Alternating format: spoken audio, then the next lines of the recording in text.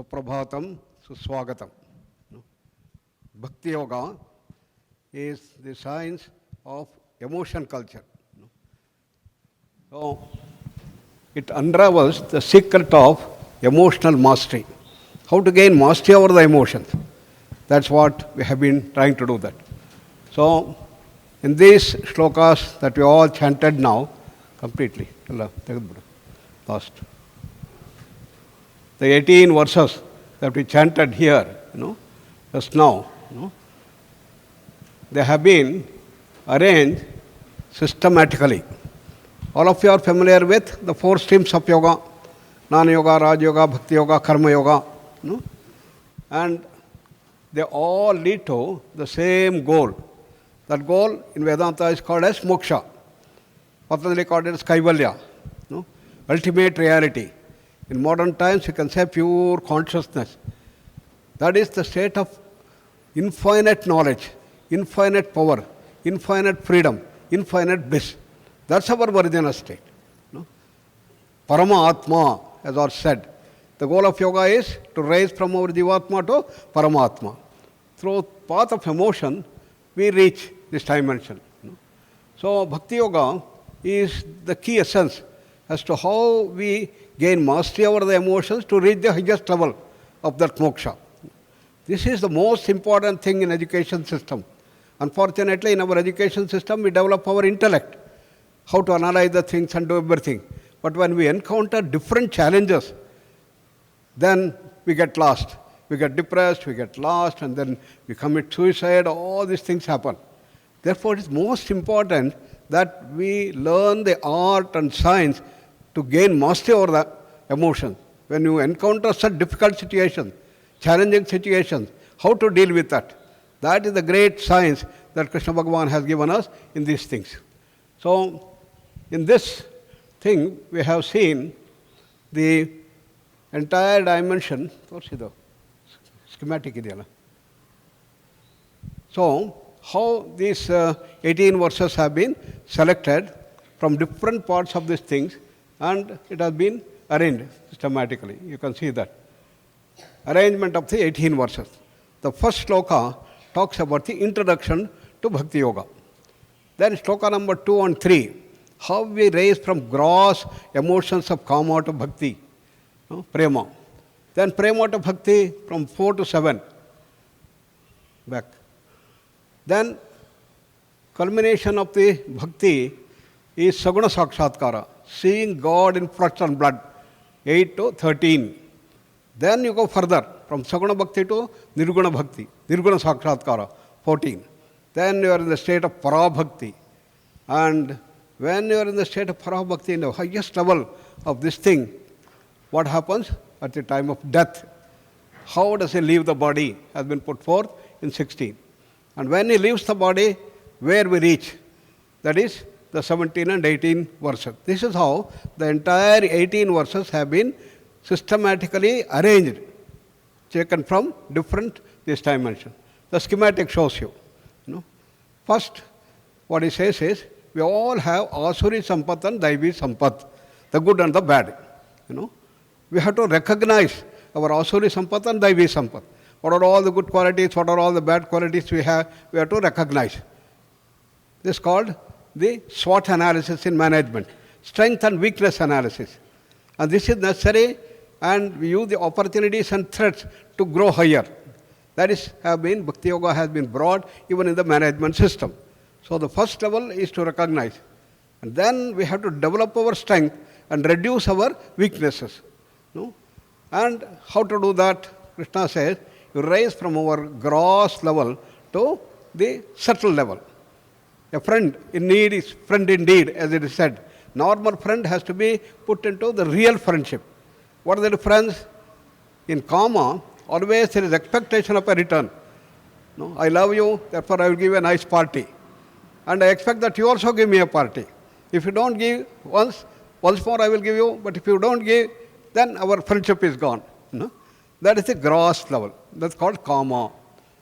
Then from there you have to go to the next level called prema, in which we have to see that you give and give and give without expecting any return. That is, equation is prema equals kama plus sacrifice, prema plus tyaga. Go on giving and giving and giving. This is the real thing that comes in our life. Every mother knows by Vatsalya Bhava. She goes on giving and giving and giving without expecting anything in return. That is Prema Bhava. So this is how you rise from your normal level to become great human beings.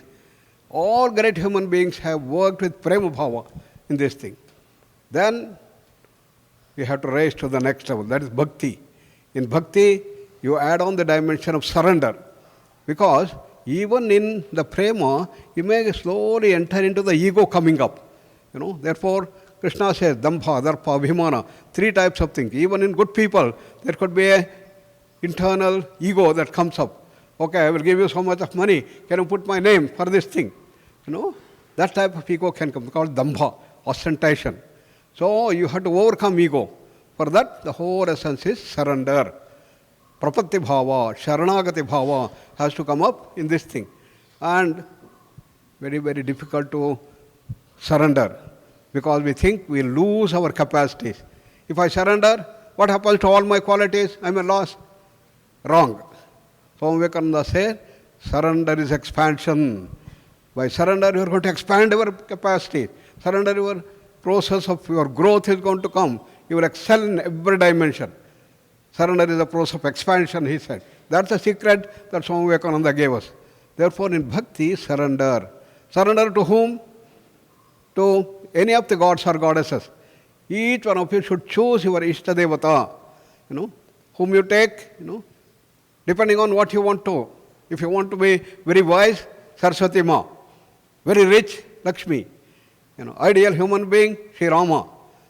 A great, perfect human being, Krishna Bhagavan. Full of energy, vitality, and siddhis, and Hanuman. Choose any god or goddess you want, But if somebody says, I don't believe in all gods and goddesses, doesn't matter. Your role model. Who is your role model? Your father, your mother, or your husband, your wife, or your grandfather, a scientist, an engineer, a great Nobel laureate. Choose anybody. Your role model. That's your Ishtadevata. And you have to surrender to that. That is the step in surrender. How to surrender? You must go on tuning yourself. Surrender is a process of resonance. So just like you have BBC station, you tune your radio to BBC station, all information will come. What you are doing there? You are resonating. You are tuning yourself to this thing. So you have to go on tuning yourself to your Ishtadevata. Then all their good qualities are going to come to you. How to tune yourself? That is japa. Go on repeating that. Ram, Ram, Ram, Ram, Ram. You all did wonderful japa yesterday, and then in Ramnami also I did wonderful thing. Hanuman was an embodiment of Sri Rama, the Asya Bhava. What he was doing? Continuously he was doing Rama. All 24/9. He was doing Ram, Ram, Ram. It was not only in the throat it's happening. Rom mein Ram Naam chal raha tha uska. In modern times, you say, every cell should be resonating with the same frequency, the Rama frequency. Then there's going to be transformation that takes place. Then you start seeing God in flesh and blood. Your role model is gone. That is the Sakshatkara, in which you see. Is it ever possible? Is it ever possible to see God in flesh and blood? In our century, last century, we found it was not possible. But he was a great scientist of the highest order, our Sri Ramakrishna Paramahamsa, Gadadhara. He did Kali, completely working together fully into that thing, and was able to get the Sakshatkara of Kalima. He was able to see God in flesh and blood. And when Vivekananda said, have you seen God? He said, yes, I have seen, I can show you. All this thing was a great research. And I consider Sri Ramakrishna Paramahamsa as the highest scientist, the biggest scientist of the world, in which he brought the new dimension of the higher consciousness into the whole thing. From there he went to Nirguna Sakshatkara and reached the highest level by the Advaita Sadhana and reached the highest level of this thing. So that is the whole spectrum that we see in the Bhagavad Gita, the 18 verses that we chanted. I want that all of you should by heart. By now we have repeated. So see that you are by heart, and every day you chant. And work in this Bhakti Yoga to gain mastery over the emotions. Om. For several years, I have been of the opinion that these lectures are useless. We don't have any impact on others. Simply because people are reciting, we repeat. Whether it is Bhagavad Gita or Upanishads or Guruji's lectures or my talks, all these are useless, I was thinking.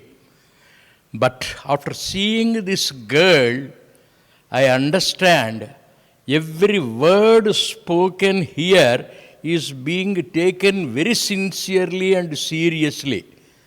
She is a young girl in her teenagers. She has seen a cancer patient. Chemotherapy was given to that other girl. She lost hair. You know, chemotherapy is a very, very tough treatment for cancer. And this girl looked at that girl. She removed her hair. Young girls normally consider the hair to be very precious. They make alankaram. At this tender age, prema is seva. Guruji has shown that wonderful chart, karma, self-sacrifice, tyaga. What is the use of saying I love you without doing sufficient sacrifice? Here is a specimen. I am sure every student here is being inspired by the Bhagavad Gita recitation. Every student is being influenced by the lectures delivered here. I am very, very happy. The university students are not mere toys or dolls. They are all sensitive people with all prema and seva. May Swami Vivekananda be happy seeing the young boys and girls. Here is a specimen of prema and seva. Hari Om Tat Sat. Thank you very much. Om Sarve Bhavantu Sukhinah Sarve Santu Niramayaha Sarve Bhadrani Pashyantu Ma Kaschid Dukha Bhag Bhavet. Om Shanti Shanti Shanti.